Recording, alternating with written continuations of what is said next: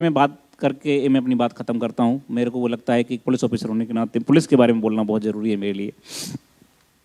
Police के बारे में हिंदुस्तान के अधिकांश लोगों के बीच में एक छवि बनी हुई है। वो ये कि पुलिस वाले करप्ट हैं, पुलिस वाले हर बात पे परेशान करते हैं, पुलिस वाले हर चीज़ में टांग अड़ाते हैं और पुलिस वाले बेसिकली इस समाज में एक अलग टाइप का माहौल बनाकर जी रहे हैं। हमारे खिलाफ में मीडिया भी कभी कभी खड़ी होती है, हमारे खिलाफ में ह्यूमन राइट भी खड़ा होता है, हमारे खिलाफ में जुडिशरी भी खड़ी होती है और कभी कभी जनता भी खड़ी होती है। तो कभी कभी मुझे लगता है कि हम आखिर किसके लिए काम कर रहे हैं, पता ही नहीं चल रहा है हमको। कभी कभी हमको लगता है कि सच में हम कोई गलत काम तो नहीं कर रहे हैं। और बाद में मेरे बहुत गहराई सोचने के बाद लगता है कुछ तो हस्ती है कि हम मिट नहीं रहे हैं। कुछ तो हस्ती है हमारे अंदर जो जिसकी ज़रूरत इस देश को, समाज को है। तो मैं आपको थोड़ा सा समझाता हूँ कि हमारी ज़रूरत क्या है और हमारे ऊपर जो आरोप हैं वो कितने सही हैं और कितने गलत हैं।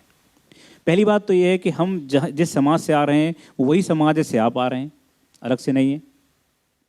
तो हमारे अंदर भी ऐसे लोग ज़रूर होंगे हैं जो कि पैसे और लालचों के पीछे पड़े हुए हैं, जिस कारण से हम बदनाम हो रहे हैं। वो ऐसा कोई भी समाज मुझे बताओ जहाँ पर ऐसे लोग नहीं हैं। कोई भी समाज, डॉक्टर, इंजीनियर, जुडिशरी या किसान या कोई बताइए आप। अरे हम जिन लोगों के लिए लड़ रहे हैं, जिन लोगों के लिए ईमानदारी की बात कर रहे हैं, जिसको हम सामान्य जनता बोलते हैं, वो सामान्य जनता का भी तो हाल देखो। मुझे अभी तक कोई दूध वाला नहीं मिला जो पानी नहीं मिलाता हो दूध में। सामान्य जनता है, बरोबर। ट्रेन में 10 साल के बच्चे को 5 साल का बच्चा बताकर टिकट न लेने की परंपरा हिंदुस्तान की पहली परंपरा है। बाथरूम में हम मग नहीं रख पाते अपने हिंदुस्तान में, किसके? ट्रेन के बाथरूम से। तो जिन लोगों के लिए हम लड़ रहे हैं, जिनको हम सामान्य व्यक्ति बना रहे हैं, वहां भी बहुत सारी बेईमानी की प्रॉब्लम्स हैं। उसी दिन से शुरू हो जाती हैं जब आप पैदा होते हैं। तो जिस दिन आप पैदा होते हैं उसी दिन वो नर्स बोलती है लड़का हुआ है, दो 500 रुपये। उसी दिन से शुरू हो जाता है। हमारे नसों में अंदर इंजेक्शन के रूप में जो जा रहा है वो बेईमानी की कितनी सारी चीज़ें जा रही हैं, इसकी कोई हद नहीं। मेरी माँ बोलती है मुझे कि तुम बेवकूफ़ हो, IPS होकर भी घर नहीं बना पा रहे बड़ा वाला। हमारे बगल का थानेदार ने इतना बड़ा कोठी बनवा लिया। तो हमारा सिस्टम बेसिकली इस तरह का है। अब उस सिस्टम से लड़ने के लिए जब हम बाहर निकलते हैं तो उसमें पुलिस वाले भी ऐसे हैं जिनके पास सत्ता है, जिनके पास में ताकत है। और इस देश का और संसार का, तुलसीदास ने बोला है कि भय बिन होए न प्रीति। बिना डर के कोई प्रीति नहीं होती, कोई प्रेम नहीं होता। तो उसमें कुछ परसेंटेज लोग हैं जिसको हम बोल सकते हैं 4%, मैक्सिमम 5% जो बेईमान हैं, जिनका कोई दूसरा विकल्प नहीं है। उन लोगों ने हमको बर्बाद कर दिया है, पुलिस का नाम खराब कर दिया है। 11 साल पहले जब मैंने पुलिस ज्वाइन की थी तो मेरे खानदान में कोई पुलिस में नहीं था। तब मैं भी ऐसा ही सोचता था कि पुलिस हरामखोर है। लेकिन 11 साल काम करने के बाद आज मुझे ऐसा लगता है कि अगर दुनिया में काम करने के लिए, समाज के लिए कुछ काम करने के लिए कोई संस्था है, कोई जगह है, तो सिर्फ पुलिस है। हमारे पास रोता हुआ आदमी आता है, हमारे पास वो आदमी आता है जिसके साथ अन्याय हुआ है, लेकिन साथ में वो भी आता है जो शोषक करने वाला है। शोषक और शोषण दोनों आते। अब प्रॉब्लम समझिए हमारी, दोनों लोग आ गए, हमको ये तय करने में टाइम लगता है कौन सही है कौन गलत है। क्योंकि आपको 20-20 साल लग गए तय करने में कौन गलत है कौन सही है। आपका दोस्त अचानक से आपके खिलाफ में कुछ कर गया और आप बोलते हैं अरे साला आस्तीन का सांप निकला, बरोबर है। आप 20 साल तक तय नहीं कर पाए कि सही है गलत है। हमको बोलते हो 5 मिनट में तय करो। कैसे करोगे? हम फाइलों से नहीं खेल रहे, हम आदमी से खेल रहे हैं। वही आदमी जो एक बार अच्छा व्यवहार करता है, दूसरा अच्छा व्यवहार, तीसरा बार करता है, वही आदमी जो अचानक से उग्र हो जाता है, वही आदमी जिसका पता ही नहीं कैसा बिहेव करेगा। कभी कभी कोई पत्रकार अपना बड़ी अच्छी बात करता है, लगता है कितना सज्जन आदमी है, अचानक से वो एकदम किसी स्पॉट पे मिलता है, बोलता है साहब आंसर दिया तुम्हें, कह देते नहीं आंसर, एकदम अलग हो जाता है वो। तो वो हम आदमियों से खेल रहे हैं और आदमियों से खेलना इतना आसान नहीं है। आदमियों की इमोशंस अलग अलग है, इसलिए हम ये तय नहीं कर सकते। 5 मिनट के अंदर हमको बोला जाता है बच्ची का रेप हो गया है, 1-2 घंटे के अंदर अगर आरोपी नहीं पकड़ा गया तो हम थाना जला देंगे। अरे बाबा कैसे जला दोगे तुम थाना? क्या कोई हमारे पास मशीन है क्या? 2 ही आंखें हैं हमारे पास, 2 ही हाथ हैं हमारे पास, हमको तो टाइम दीजिए आप। बोले एक्सीडेंट हो गया, हम गाड़ी जला देते हैं। समाज में जो पुलिस के ऊपर प्रेशर है, वो प्रेशर मैंने जिंदगी में कभी भी किसी भी जगह किसी पर नहीं देखा। इतना प्रेशर है काम करने का और रिजल्ट देने का। काम करना अलग बात है, रिजल्ट देना अलग है। एक आदमी 10 से 5 बजे तक ऑफिस में बैठता है और वो 10 से 5 बैठ करके फाइलें स्क्रूटनी करते हुए साइन करता है, वो गलती कैसे करेगा अगर वो ईमानदार है तो। लेकिन हम तो गलती करने के लिए ही पैदा हुए, हमारी गलती रोज होती है हमसे। हमने एक को बोला चलिए भाई आप यहाँ पे खड़ा मत कीजिए गाड़ी, आप आगे खड़ा कीजिए। बोलेगा तुम्हें कौन? हम बोलेंगे उसे कि मैं या ठिकाणी मध्ये शिपाई आहे, माझ्या बक्कल नंबर ऐसा ऐसा है आणि माझं नाम ऐसा ऐसा है, तुम्ही गाड़ी जरा प्लीज जरा आगे करा। कौन मानणार हमची बाप सांगा? कोई नहीं मानता। वो क्या बोलेगा, अरे रुकना यार थोड़ी देर में हटा रहा हूँ गाड़ी। इसलिए क्या बोलना पड़ता है, गाड़ी अड़ा। तो ये आवाज का अंतर है। अब बोलेंगे आप बोलेंगे साहब पुलिस को बोलने का तमीज नहीं है। पुलिस बोलती है, ऐसे बोलती है पुलिस, देखिए हम पढ़े लिखे हैं। अरे बाबा क्या करें हम, हमारा पाला ही रोज ऐसे लोगों से पड़ रहा है। हम पे एक और आरोप है कि आप थाने में आए हुए जो आदमी एप्लीकेशन दे रहा है उसी से क्वेश्चन पूछते हैं, बरोबर है ना? वो क्या करें, थाने में देने वाला रिपोर्ट में से 20 में से 2 केस ऐसे आते हैं जिसमें वही आरोपी मर्डर करने वाला निकलता है। हमारी जिंदगी का आधार क्या है, हमारी ट्रेनिंग का आधार क्या है? शक।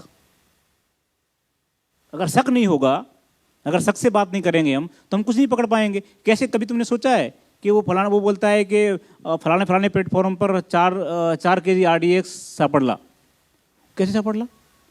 वो कर्मचारी जा जाकर शक करता है, क्या है इसमें, बता ये इसमें क्या है, तो कह रहा है। हर आदमी पे शक करना है हमको, हमारी ट्रेनिंग शक की है, तो उसमें ऐसी बुरा मानने की बात क्या है? हम बोलते हैं सब सिक्योर होना चाहिए, पुलिस की कमजोरी हो गई, वहां पर ये हो गया, यहाँ पर ये हो गया। पुलिस क्या कर रही थी? सो रही थी क्या, बैठ रही थी, खा रही थी क्या? और तो और कई लोग तो कैमरा ले लेकर के पहुंचते, देखो ये पुलिस सो रही है। अरे बाबा इंसान है, सोएगा नहीं क्या? आप उनको मत देखिए, तो 10 से 5 करते हैं, हम 24 घंटे काम करते हैं। हमको भी जीने का अधिकार है, हमको पता ही नहीं है कि हम कब खाएंगे। तुम्हें पता है पुलिस वालों के जो पेट बड़े हुए हैं उसका कारण जानते हो? मैंने पूरा स्टडी किया, पूरा एकदम उसका स्टडी किया, काय का एकदम साइंटिफिक। तो मुझे मालूम चला डॉक्टरों से बात करने के बाद कि इनकी हैबिट क्या हो गई है कि अगली बार खाना मिलेगा कि नहीं पता नहीं, इसलिए पहली बार में ज़्यादा खा जाओ, जहाँ मिल जाए ज़्यादा खा जाओ। तो ऐसी सिचुएशन में मेरे पास वानखेड़े स्टेडियम है ये वाला, जहाँ मैच होते हैं, क्रिकेट मैच। तो मैं सिक्योरिटी के लिए जब लोगों को लगाता हूँ तो चेक करने में लोग बोलेगा हमें आतंकवादी है। चेक होना नहीं चाहता आदमी हिंदुस्तान में। हाँ, अमेरिका जाएगा तो चुपचाप बेल्ट निकाल देगा, सब निकाल देगा, 2 घंटे खड़ा रहेगा, लेकिन यहाँ नहीं चेक होगा। गाड़ी हर एक वीवीआईपी की और वीआईपी की भी एकदम एंड तक जाना चाहिए। और एक आध बार ऑफिसर या कोई बड़ा आदमी मान भी जाएगा, लेकिन उनकी बीवियां नहीं मानती। गाड़ी एकदम एंड तक जाना चाहिए। वो कौन, आप सिक्योरिटी की बात कर रहे हैं तो हमको करने दीजिए ना काम अपना। जिसको रोकेंगे वो बोलेगा मला माहित, तुम्हारा माहित नहीं कौन है हमें। जिसको बोलेंगे बोलता है तुमचा, अच्छा नंबर सांग तुमचा, बिल्ला सांग, तुम्हारा सस्पेंड कर दो। अरे क्या समाज है? समाज में अगर आप सम्मान देंगे पुलिस को तो सम्मान पुलिस भी देगी आपको। जब आप ही सम्मान नहीं दे रहे, हर एक आदमी बोलता है मैं एडवोकेट हूँ, हर आदमी बोलता है मैं ये हूँ, मैं वो हूँ, तो इस चक्कर में क्या हो रहा है, समाज में पुलिस की जो लैंग्वेज है वो रफ हो रही है, खराब हो रही है। दूसरी बात जो करप्शन की बात है, मैं आपको यकीन के साथ कहता हूँ, आंकड़ों के साथ कहता हूँ, पुलिस से ज़्यादा करप्शन दूसरे डिपार्टमेंट्स में है। लेकिन हमारा क्यों बाहर है, क्यों आपके सामने पहुँच रहा है? क्योंकि हम वर्दी पहने हुए हैं, हमारे पास नाम लिखा हुआ है। ये मैं अगर यहाँ से वहाँ तक जाते समय किसी से 500 रुपये लूँगा तो 50 लोग देख कर बोलेंगे ये साहब गए थे, ये मनोज कुमार शर्मा थे। लेकिन कोई सिविलियन जाएगा तो पता ही नहीं चलेगा कौन गया, कहाँ से गया, कैसे गया। दूसरी बात, दूसरे डिपार्टमेंट्स को सरकार पैसा देती है, जाओ फलाने गांव में 20 कुआं खोदो फ्री में, बरोबर? तो वो 10 कुआं खोदेगा, 10 का पैसा खा जाएगा, तो 10 का जिसका खुद गया है वो अच्छा बोलने वाला है ना। 10 को तो पता ही नहीं है कि मेरे लिए भी आया था। हमारे साथ दिक्कत क्या है कि हम जो पैसे डिमांड कर रहे हैं वो चलते हुए रोड वाले कर रहे हैं, तेरा चालान करते हैं, तेरा ये करते हैं, इसलिए हम लोग बदनाम ज़्यादा है, देखते ज़्यादा है। लेकिन हकीकत ऐसी नहीं है। हकीकत ऐसी है कि महाराष्ट्र में कम से कम 80 से 85% पुलिस वाले दिन रात काम करते हैं, हर समय काम करते हैं, मेहनत से काम करते हैं, और इसीलिए आप देखिए बड़ी बड़ी समस्याओं को सुलझाते हैं। हमारी समस्या ये है, मैं आज आपके सामने रखता हूँ इस बात को, कि हमारी समस्या ये है कि जब तक मुद्दा बड़ा है तब तक तो मीडिया पूरा ध्यान देती है, जब मुद्दा छोटा हो गया तो मीडिया उसको ये नहीं दिखाती कि ये सॉल्व भी हो गया है।